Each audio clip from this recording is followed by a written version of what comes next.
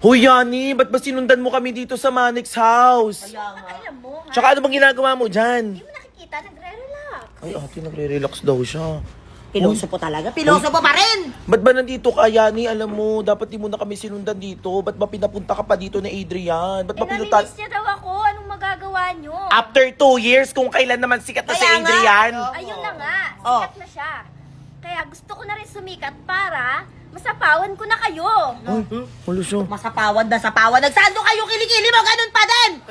Hindi nagbago after 2 years. Kaya nga. Naka-dark mode pa rin. Naka-dark mode pa rin. Yan, kung ako sa'yo, umuwi ka na. Sige Hindi na. ako uuwi. Bakit di ka Kasi uuwi? gagawin ko ang lahat para mapunta ako dito, tapos kayo. Hello, may ganun pa susi. Alam mo, kung ako sa'yo, umuwi ka na para wala nang gulo dito. Uwi! Ayoko Uwi ka na, uuwi. uwi na. Umuwi ka na.